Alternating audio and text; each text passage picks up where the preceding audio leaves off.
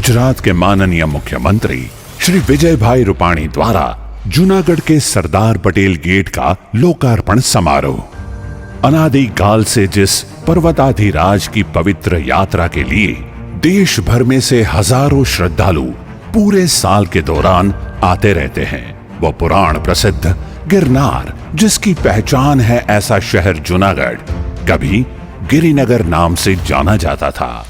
यह बात पश्चिमी महाक्षत्रप राजा रुद्रदामन के सन 150 ईस्वी के शिलालेख में अंकित है। जूनागढ़ को इतिहास के पन्नों में अमर कर देने वाले भक्त कवि नरसिंह मेहता की याद में इसे नरसैया की नगरी भी कहा जाता है। तो चुड़ासमा वंश के प्रतापी राजा राखेंगार के नाम पर से जूनागढ़ को कभी खेंगारगढ़ भी कहा जाता था। यहाँ करीबन 200 साल तक रहे नवाबी शासन का भी गहरा प्रभाव पूरे शहर में दिखाई पड़ता है। आज से 2340 साल पहले मौर्य वंश द्वारा निर्मित किए गए ऊपरकोट किले की रचना, जहां भिन्न भिन्न समय के शासकों की सूझबूझ का परिचय देती है, वहीं जूनागढ़ संग्रहालय में प्रदर्शित सैकड़ों अद्भुत कलाकृतियां नवाबों की बेहतरीन जीवन शैली को दर्शाती है तथा गुजरात सौराष्ट्र की समृद्ध संस्कृति का प्रमाण देती है। बाबी वंश द्वारा बंधवाया गया मोहब्बत मकबरा गॉथिक, यूरोपियन और इंडो इस्लामिक आर्किटेक्चर का एक बेहद खूबसूरत प्रतिमान है, तो सूबेदार इसरत खान द्वारा 17वीं सदी में बंधवाए गए मझेवड़ी दरवाजे की भी एक अनोखी शान है। इनके अतिरिक्त बहाउद्दीन कॉलेज, दीवान चौक, सक्करबाग, दामोदर कुंड, भवनाथ तलहटी, दातार, गिरनार रोपवे, बौद्ध गुफाएं और अशोक शिलालेख जैसी अनगिनत आध्यात्मिक, सांस्कृतिक और ऐतिहासिक विशेषताओं से भरी ये इमारतें और विरासतें जूनागढ़ शहर के भव्य अतीत की कथाएं सुनाती हैं। यही वजह है कि ये शहर हमेशा पर्यटकों के लिए अदम्य आकर्षण जगाता रहा है। जूनागढ़ की ऐसी ही एक और महत्व की धरोहर है सरदार पटेल गेट।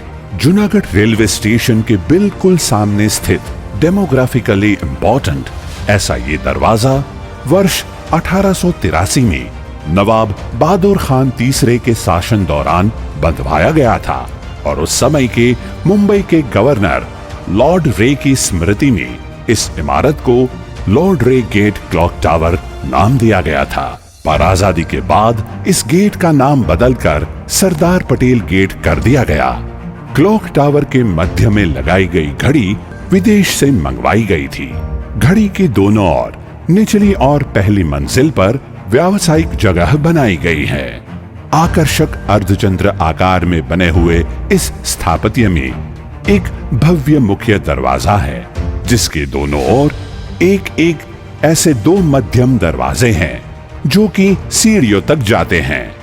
मुख्य दरवाजा 25 फीट ऊंचा है और आज शहर और स्टेशन को जोड़ता व्यापक रूप से उपयोग में लिया जाने वाला सार्वजनिक मार्ग है। सरदार पटेल गेट की रचना में नियोगोथिक और इस्लामिक शैली के स्थापत्य का प्रभाव दिखता है। झरोखा, छतरी और कोष्टक जैसे कई दूसरे एस्थेटिक एलिमेंट्स दरवाजे की खूबसूरती में बढ़ोतरी करते हैं।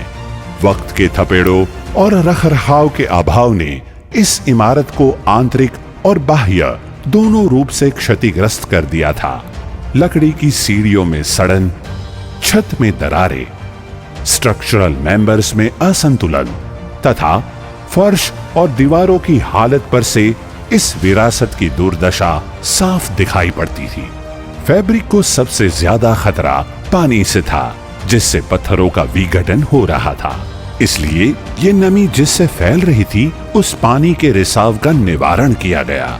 डिफेक्ट्स मैपिंग और एनालिसिस अनुसार रेस्टोरेशन का काम इल्यूमिनेशन के साथ साथ स्ट्रक्चरल, फैब्रिक और आर्ट वर्क रिपेयर पे केंद्रित किया गया। सबसे पहले साइट के इर्द गिर्द जमे हुए हानिकारक जैविक विकास को साफ किया गया ताकि संरक्षण का काम शुरू हो पाए। प्लास्टर की पपड़ी को साफ करके नेचुरल एडिटिव्स मिश्रित लाइम प्लास्टर की नई परत लगाई गई। सस्टेनिंग मटेरियल के तौर पे लाइम का व्यापक रूप से उपयोग किया गया, जिसे पोरबंदर लाइमस्टोन के साथ बाइंड किया जाता है। इमारत में कम से कम इंटरवेंशन हो, इस बात को ध्यान में रखते हुए उपयोग में ली जा सके ऐसी सभी इमारती लकड़ी को एंटी टर्माइट ट्रीटमेंट के बाद पॉलिश करके वापस लगाया गया। पुरानी इमारत की प्रतिकृति बनाने के हेतु से हेरिटेज पैटर्न की अथानगुडी टाइल्स बिछाई गई। असंतुलित आरसीसी फ्लोर को गिरा के उसकी जगह ओरिजिनल डिजाइन जैसा ही टिम्बर फ्लोर पुनः निर्मित किया गया। अंदर के सभी कमरों की मरम्मत कर पहले जैसा बना के क्लॉक टावर की दोनों तरफ आए हुए कॉमन बरामदों के साथ एक सीध में कर दिया गया, जो बरामदे अब दोनों तरफ सीढ़ियों के साथ जुड़े हुए हैं। सरदार पटेल गेट के मुख्य दरवाजे में बहुत पार्ट्स खराब हो चुके थे और कई कीलें मिसिंग थी, जिन्हें ध्यानपूर्वक पुनः निर्मित कर पूरे दरवाजे पर डार्क ब्राउन मेलामाइन पॉलिश लगा के दरवाजे की मूल शान और भव्यता को वापस लाया गया।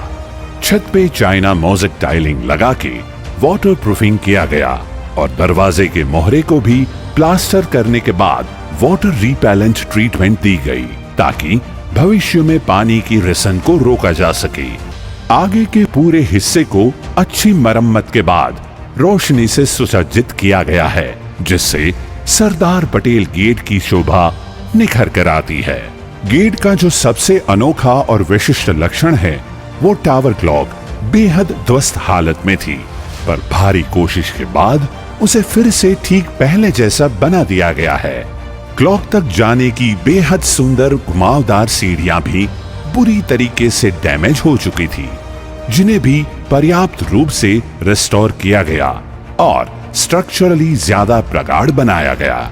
जीर्णोद्धार का काम बहुत ही चुनौतीपूर्ण था, जिस बात को जूनागढ़ महानगर पालिका ने ध्यान में लिया और सरदार पटेल गेट को उसका भूतपूर्व गौरव वापस दिलाने के नेक इरादे के साथ इस स्थापत्य का पुनः निर्माण शुरू किया गया। सरदार पटेल गेट के जीर्णोद्धार कार्य की जिम्मेदारी सवानी हेरिटेज कंजर्वेशन प्राइवेट लिमिटेड को सौंपी गई, जो कि विरासत जीर्णोद्धार कार्य में अपनी कुशाग्रता के लिए विख्यात है और जिन्हें पूरे देश में 200 से ज्यादा विरासतों के पुनरुत्थान कार्य का विशाल अनुभव है। सवानी ग्रुप ने कड़ी मेहनत एवं निष्ठा के साथ जूनागढ़ की इस गौरवशाली विरासत की गरिमा वापस लौटाई है। आज फिर से प्रभावशाली और मजबूत बन चुकी इस इमारत में प्रवेश करने वाले हर मुसाफिर को शहर के स्वर्णिम इतिहास और समृद्ध सांस्कृतिक विरासत की झलक दिखाई पड़ती है। ऐसे सरदार पटेल गेट का आज दिनांक 15 अगस्त 2021 के दिन गुजरात के माननीय मुख्यमंत्री श्री विजय भाई रूपाणी द्वारा लोकार्पण किया गया, जो कि पूरे शहर के लिए बड़े ही गौरव की बात है।